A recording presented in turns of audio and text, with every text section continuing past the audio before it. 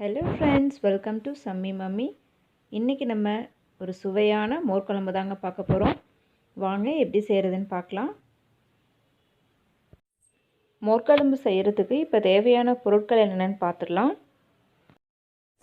தாளிக்கிறதுக்கு கடுகு, உளுத்தம் பருப்பு, கொஞ்சமாக வெந்தயம், கொஞ்சமாக சின்ன வெங்காயம், 2 மிளகாய், வரமிளகாய், கொஞ்சமாக கருவேப்பிலை, கொஞ்சம் பெருங்காயம், தயிர் நீங்கள் கொஞ்சமாக நல்லா அடித்து எடுத்துக்கோங்க. நல்லா புளிக்காத தயிராக பார்த்து எடுத்துக்கோங்க, அப்போ தான் உங்களுக்கு டேஸ்ட் நல்லாயிருக்கும். அரைக்கிறதுக்கு ஒரு 3 ஸ்பூன் தேங்காய், 1 ஸ்பூன் சீரகம், பச்சை மிளகாய் உங்கள் காரத்துக்கு ஏற்ற மாதிரி, கொஞ்சமாக இஞ்சி, பருப்பு 1 ஸ்பூன், துவரம்பருப்பு 1 ஸ்பூன், பச்சரிசி 1 ஸ்பூன் ஒரு அரை மணி நேரத்துக்கு முன்னாடி நான் தண்ணியில் ஊற வச்சுருக்கேன். இப்போது இது எல்லாமே அரைச்சிக்கலாம். இப்போது வெண்டைக்காய் ஃப்ரை பண்ணுறதுக்கு கொஞ்சம் எண்ணெய் ஊற்றிக்கலாம். இப்போது இதை நல்லா ஃப்ரை பண்ணிக்கலாம். நீங்கள் மோர் குழம்பு எந்த அளவுக்கு செய்கிறீங்களோ அந்த அளவுக்கு நீங்கள் வெண்டைக்காய் ஆட் பண்ணிக்கோங்க. வெண்டைக்காய் நல்லா உங்களுக்கு வதங்கிருச்சு. இப்போது ஒரு பிளேட்டில் மாற்றிக்கலாம்.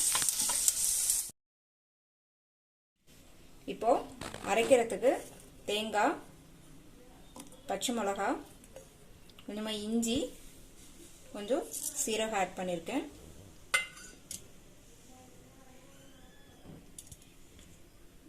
இது கூடவே ஊற வச்சிருந்த பருப்பு வகைகள் இதில் ஆட் பண்ணிக்கலாம். இப்போது இதுக்கு தேவையான அளவு தண்ணி ஊற்றி அரைச்சிட்டு வந்துடலாம். இப்போ இதை அரைச்சாச்சு. இப்போ வாங்க தாளிச்சுக்கலாம். தேங்காய் எண்ணெய் ஒரு 2 ஸ்பூன் ஆட் பண்ணிக்கோங்க. வெண்டைக்காய் மோர் குழம்புக்கு தேங்காய் எண்ணெயில் நீங்கள் தாளிச்சிங்கன்னா உங்களுக்கு ஃப்ளேவர் நல்லாயிருக்கும். இப்போ கடுகு, உளுந்தம் பருப்பு போட்டுக்கலாம். கடுகு பொரிஞ்சதும் சின்ன வெங்காயம் ஆட் பண்ணிக்கலாம். 2 மிளகாய், கொஞ்சமாக கருவேப்பிலை,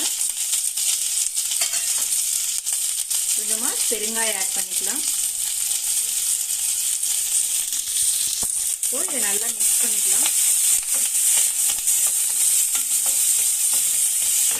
சின்ன வெங்காயம் நல்லா வதங்கினதும் நம்ம அரைச்சி வச்சிருந்த விழுதை ஆட் பண்ணிக்கலாம்.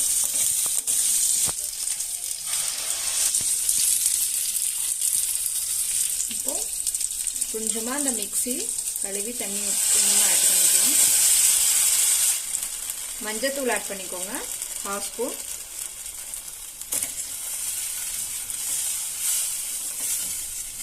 நீங்க எந்த அளவுக்கு உங்களுக்கு திக்னஸ் வேணுமோ அந்த அளவுக்கு நீங்க கொஞ்சம் தண்ணியா செய்யறனாலும் தண்ணியா பண்ணிக்கலாம்.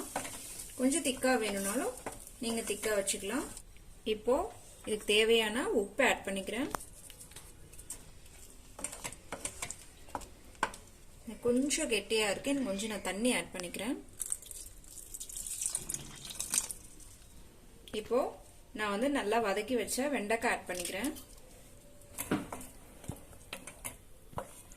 இப்போ இது லேசா கொதிச்சு வந்ததும் நம்ம தயிர் ஆட் பண்ணிக்கலாம். இப்போ கொஞ்ச நேரம் கொதிக்கட்டும்.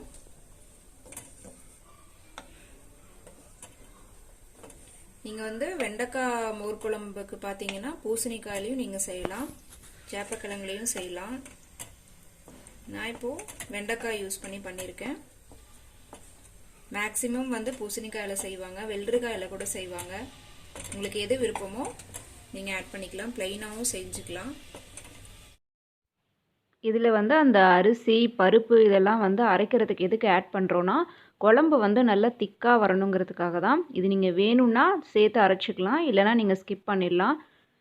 நீங்கள் நார்மலாக தேங்காய், பச்சை மிளகாய், சீரகம், இஞ்சியெல்லாம் போட்டு அரைச்சிக்கலாம். பட் இது ஒரு டேஸ்ட் கொடுக்கும், அதுக்காக தான் ஆட் பண்ணுறோம். இப்போ லேசாக கொதிக்குது. இப்போ நம்ம தயிரை ஆட் பண்ணிக்கலாம். தயிரை ஆட் பண்ணதுக்கப்புறம் நீங்கள் ரொம்ப கொதிக்க விட வேணாம். அவ்வளோதாங்க, நல்லா சுவையான வெண்டைக்காய் மோர் குழம்பு ரெடி ஆயிடுச்சு. இப்போ கொஞ்சமாக நான் கொத்தமல்லி தழை ஆட் பண்ணிக்கிறேன். அவ்வளோதாங்க, சுவையான வெண்டைக்காய் மோர் குழம்பு ரெடி ஆயிடுச்சு. இதை நீங்களும் உங்கள் வீட்டில் ட்ரை பண்ணி பாருங்க. இந்த ரெசிபி உங்களுக்கு பிடிச்சிருந்தா லைக் பண்ணுங்க, ஷேர் பண்ணுங்க, கமெண்ட் பண்ணுங்க. மறக்காம சம்மி மம்மியை சப்ஸ்கிரைப் பண்ணிடுங்க. கூடவே அந்த பெல் ஐக்கானையும் ப்ரெஸ் பண்ணிடுங்க. அப்பதான் நான் போடுற எல்லா வீடியோஸும் உங்களால பார்க்க முடியும். தேங்க்ஸ் ஃபார் வாட்சிங்.